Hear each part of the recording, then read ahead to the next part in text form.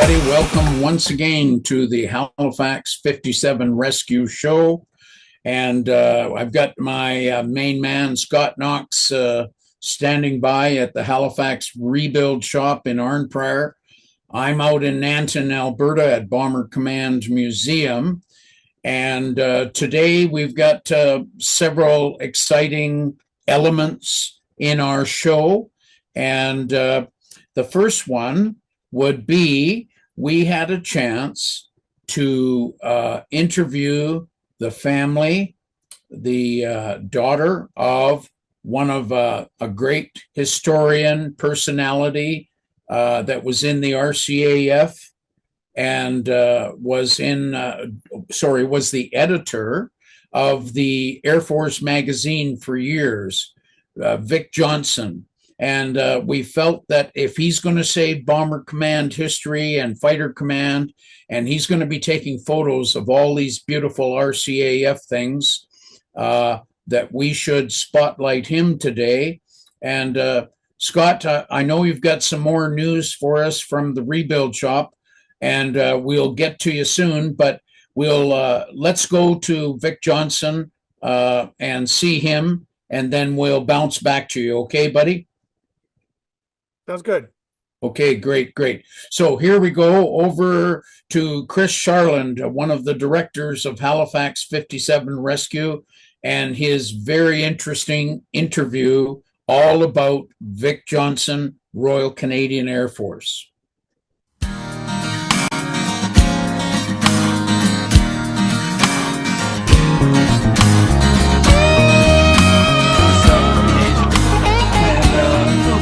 Educational background, and then we'll carry on to when he joined the Air Force.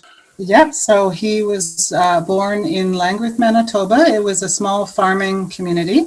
He got the photography bug at age 10. He bought his first camera and was hooked ever since. He also used to love free-flying model airplanes with his oldest brother, Keith, and they would crash land them and do a little search and rescue trying to find them. And Langworth was nearby a bombing and gunnery range, I understand.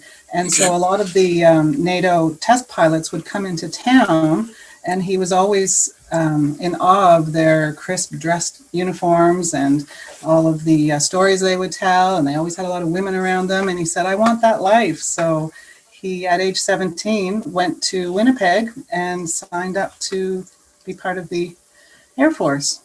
Okay. So, yeah, he signed up. And then from there, he went to Saint Jean, Quebec for his basic training. And then on to Camp Borden, where he did his trades training. And that's where I understand you didn't really have any control over what you were going to get back then. You couldn't really choose. And he landed with Phototech, and the rest is history. So, well, I can't recall anybody in the Air Force that doesn't know your father's name, either by actual name or any of the photographs that he took during his time in the Air Force. You go to any Air Force mess, even now, in Canada, and there'll be pictures up on the wall that your dad took. So true. I'm finding that myself as well. I was just at the Diefenbunker about 2-3 years ago and came across some photos of his there. They're everywhere, and they're on history books and in magazines and everything in between, for sure. Do you recall any famous people that your dad might have met throughout his career that he might have taken photographs? There were so many. He definitely, he was the official photographer for Indira Gandhi when she came for her tour of Canada. Right. In 1973, I believe. In 1976, he was the official photographer for Queen Elizabeth. She was here for the Summer Olympics, so she met her and her family. Pierre Trudeau, many governor generals, some actors. Leslie Nielsen, he's met. Chris Hadfield, famous astronaut. Right. So many, yes. Yes. And many more. I'm not even sure. He was just very modest at home. Okay, so your dad spent how many years in the Air Force? 53, unbroken service. Right. Okay. Mm-hmm. And he retired as a Master Warrant Officer. Correct. Yes. So he retired. He retired from the regular force and then got right into working for Air Force magazine. Right. Pretty much within the year of that. So yeah. As the editor of Air Force magazine. I remember the first year your dad started the Air Force magazine. I did a couple of stories for him, and he was quite excited about the endless possibilities of working for them. And how long did he serve with the magazine? He was there, I believe, from 1991 to 2012. I thought it was, yeah. He just loved that job, Yeah. for sure. He finally decides to retire. And what did he do post-retirement? Post-retirement, oh boy, he loved his cottage. He was up there a lot. He always had so many interests. He loved to cook and he loved to garden and he still loved to do some traveling. Family was really important to him after his retirement, especially. Right. Did a lot of travel out west to see his family there and southern Ontario for my mom's side of the family. A lot of time with the grandkids and yeah. Right. He continued to be very passionate about Canada in general. He had a ferocious appetite for the news. He never missed any news. Did he maintain his interest in photography post-military service? He did, for sure, but he took a lot of nature photography, actually. He loved to just go out in his garden and do photography of flowers and that sort of thing. A lot of pictures of the family, for sure. A lot of pictures of the grandkids. Yeah, that's understandable. Yeah. All right, and that leads us to the very sad part about his passing away. Yeah, he passed away in 2018. A really short illness. It was quite Yeah. I'm still sorry to hear that. I really enjoyed my time working with him, and that there are very few Air Force photographers that I can think of that had the impact that your dad had in the trade and outside of the trade. Oh, that's really nice for you to say. Thank you. Yeah. How about we talk about his time in the Gulf War? So at the time, that was 1991. 91, yes. He was on the HMCS Protector. He sailed out of Halifax and served on the Protector, arrived in the Middle East and spent some time in Bahrain as well. At the time, we didn't really think that there was that many risks involved. He really downplayed it, and I was busy with college. But when he came back was when we heard more of the stories of some of the harrowing moments. A lot of airstrikes, a lot of time spent in unlit bomb shelters. The camera over there is a weapon of war, and so he had to be very careful what he photographed and when. Where his environment, stifling heat and humidity, but he was supplying almost all of the information back to the media outlets all across Canada. And how did you and the rest of the family feel about him being in a war zone? Dad I think because he was never fearful of anything, he was just a very fearless person. Everything was just an adventure for him, and because of his demeanor going there, I think it made us calm about that as well. So yeah, he came back with lots of stories, and it was a great adventure for him. I know it was war, and definitely a highlight of his career. I'm sure he must have taken thousands of photos while he was there, because you can't go in here, like I said before, seeing a photograph by Vic Johnson, and a lot of them are Gulf related. Yes, and I understand that any photos related, especially that were coming out of Bahrain, were. I was actually thinking we could talk. One last thing was his most terrifying moment in his career. I don't know if I mentioned it when we were emailing about when he was up in the CF-5 flying over Primrose Lake.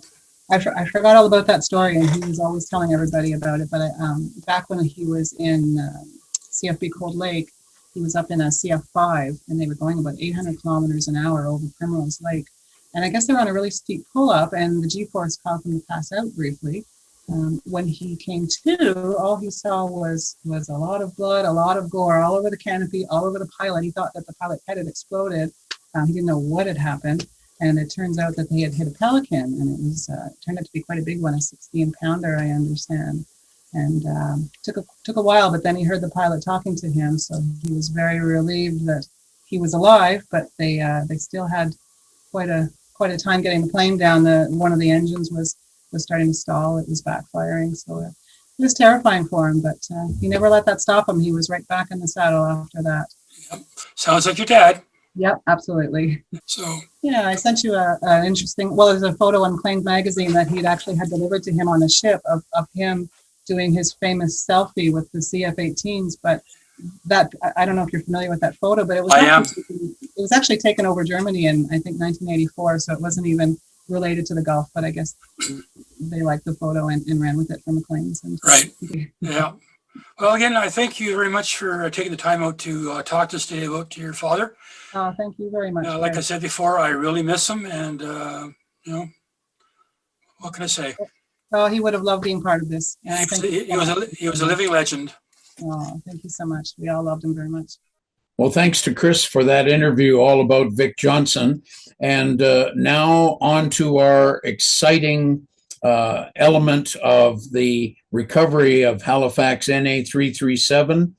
And I wanted to tell you that we had to lift the tail first to get ready to lift the entire airplane. And great minds think alike. And Scott, I know that you were brainstorming and bouncing your gray matter around for a lifting device to lift the Halifax. And great minds think alike, as per Dag Amarud, our salvage boss over in Norway. And between the two of you, this wonderful lifting device, it was big and white and it lifted airplanes. And we called it Moby Grip. And Scott, is there anything you wanted to add about Moby Grip as we move into this exciting adventure of actually lifting the airplane from 700 feet? Yeah, I remember back in 95, was it? That there was a proposal by DACON, and I happen to have it here. And stand by just for a second. And what they wanted to do initially was lift the airplane with like a series of cables or something, right? And at the time I thought, well, this is going to be pretty difficult. You can't get divers down there. So how are you going to attach anything? And then I was definitely afraid that if they started putting point loads on any part of the wing, they're going to start to literally pull the aircraft apart. And we saw during the recovery of the Halifax that they did a lot of damage on that aircraft in the wrong spots. So after thinking about it, what I thought was, well, what you want to do is you want to pick the aircraft up at its strongest location, which is going to be at the wing root, basically where the wing meets the fuselage. That's where the spar is thickest. That's where the most strength is still going to be after all those years. So I started kicking around some ideas, and here's some early sketches showing my first conceptual idea. And that's looking down on the so-called Moby Grip. And what I wanted to do was design a system where basically it's a big fork. So the fork was shoved underneath the leading edge of the wing, as close to the fuselage as we could get. And then as we started to lift this big fork, we had to make sure that the aircraft would fall into the fork and not fall out of the fork. And there was a big issue because number one, the tail was missing. And number two, the nose had been smashed in. And number three, the aircraft was full of silt, all kinds of mud and silt. So what I had to do was I had to sit down, and you know all about C/G calculations, Karl, but I went through and ran all the numbers to figure out where the new center of gravity was. So that when we designed the rig, the aircraft had to fall into the jig. We didn't want it to fall out of the jig as it was being lifted. Yeah. So Scott, if I can if I can interject there. So the Moby Grip device is going to come down from the surface and it's going to straddle in front of the airplane. And then somehow we insert this giant tuning fork under the airplane, and the lifting cable has to be in the right spot so it doesn't come out of the tuning fork.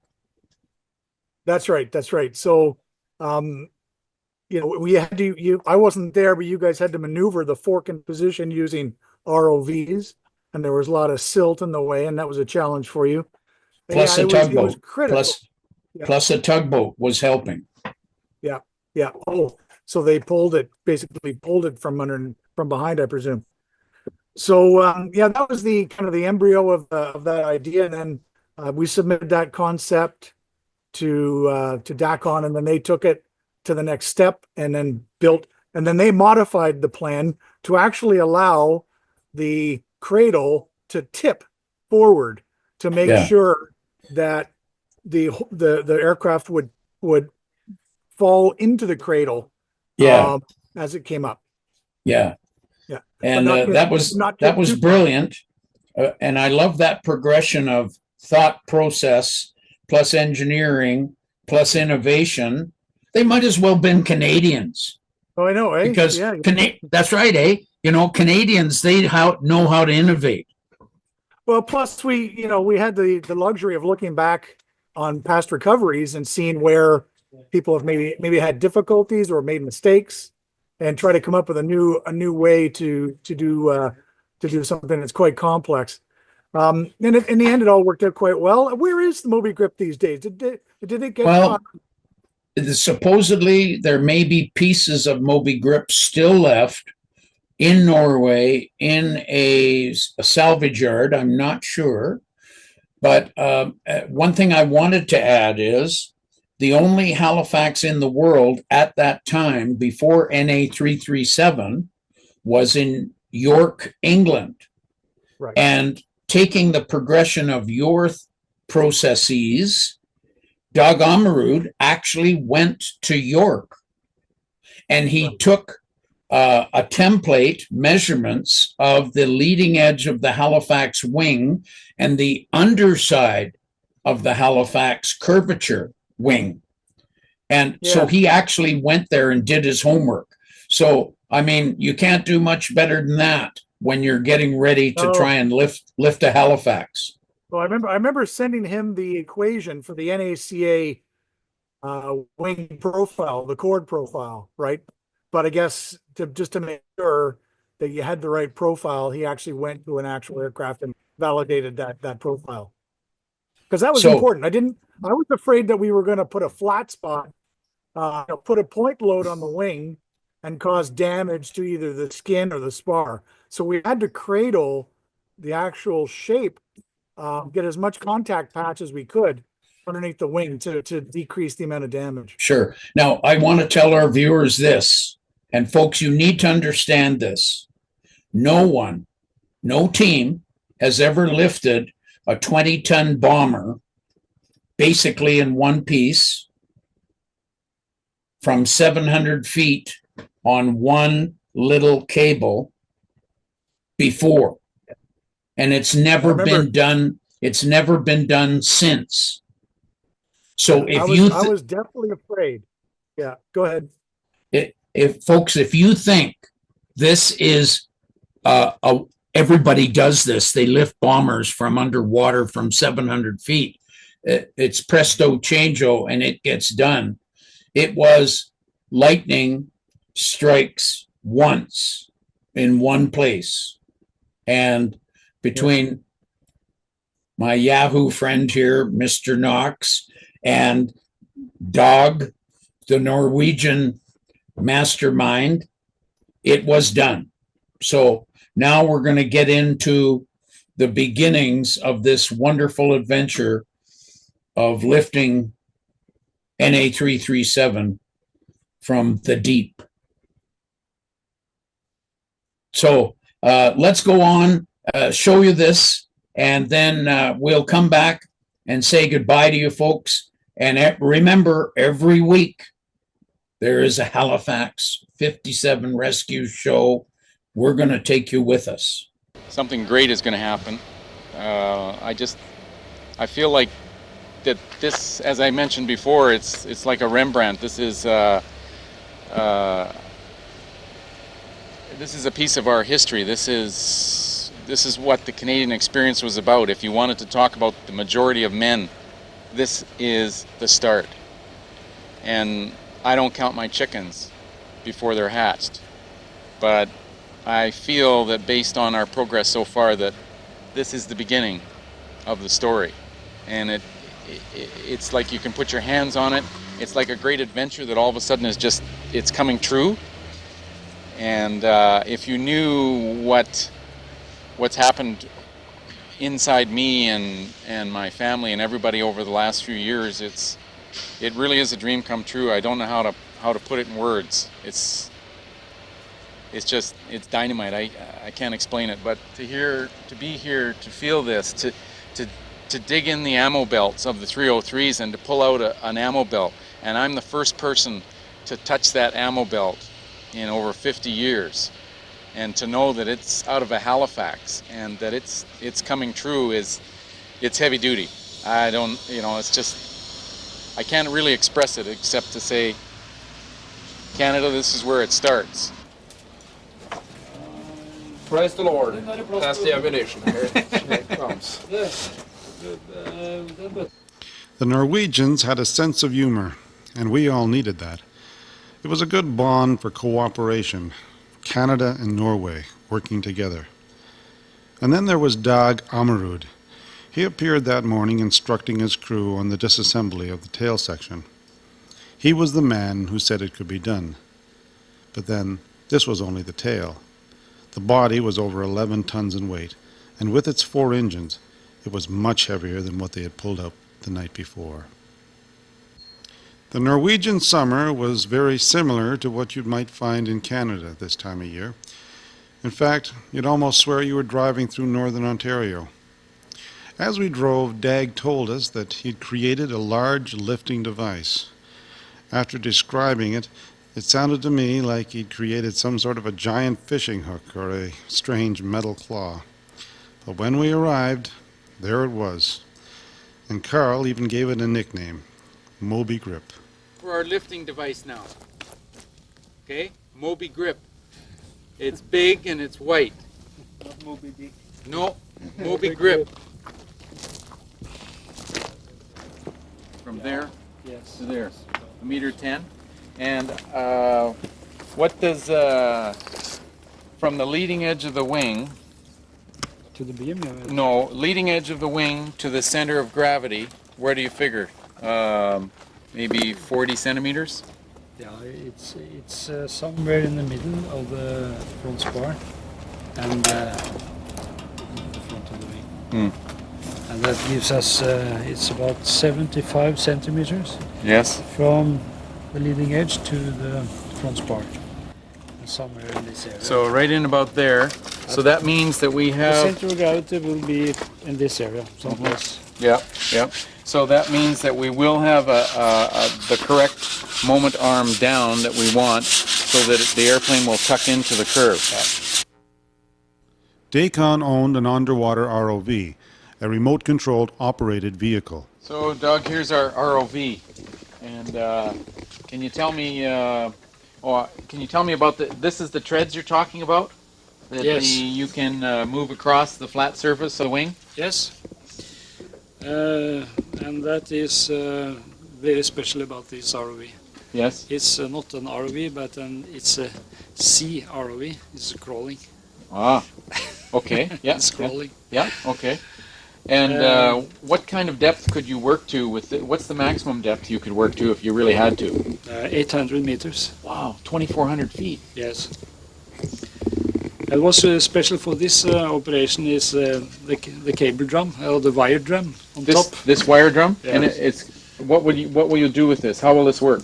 When we have something to pick up, we grab it with a special claw, lock the claw, and release it. How does it lock? It's locking with this special kind of actuator. It's completely locked when it's locked. It's not possible to open it. Is it like a vice grip? But it's okay. You can call it a kind of a vice grip. Yes. And we release it from the sub, and we have the wire on this drum, and we go to surface with the ROV, pick up the wire, put it onto our winch, and then we start lifting. Ah, so you lock on and string out your cable to the surface. Yep. Using this. Yes. And then you're able to retrieve the item that we need. Yes. Ah, good. Well, there you have it, folks. Another portion of the grand adventure of lifting NA337 out of the lake in Norway. And we will have more of that adventure for you. And next week, a super rare interview with a veteran of Bomber Command, shot down, prisoner of war, and he was in Stalag Luft 3, Albert Wallace. So stay tuned for next week on with that content of our program. But now I'm going to check with Scott Knox at the Rebuild Shop. And Scott, I don't know if you got a violin over there, buddy, but can you play us a tune about money? Money, yeah. Well, these projects, although we work for free, still take a lot of resources, whether it's overhead in the shop here, insurance, the fees for the field that we have the hangar at, material, beer for the boys. This is an expensive proposition, and if we're going to get this done in the next reasonable amount of time, we need serious resources, right? So first off, I want to ask everybody to make sure that you like and subscribe the video. Please comment. Put any kind of commentary you may have. Share with your friends. Share on your social media. And if there's any way that you think we can improve the videos or improve the content or anything you want to see, any questions you have about the project, please reach out. We'd love to get back to you. And because if we can generate more exposure on YouTube and social media generally, we can hopefully generate more funds and we get to be able to expand the operation. So please like and subscribe and share. Well, thanks, Scott. And one last thing I would add is we've now put up the corporate sponsors, the 4 corporations that are helping us with the rebuild on our Halifax 57 Rescue website. So any of you captains of industry out there, if you want to do beautiful things to help us, just contact us and we will include you in our team. So that's all for this week, folks. Stand by, hang on to your hats. There's more coming up. And we will see you next time on the Halifax 57 Rescue Show. Thanks, Scott. See you soon.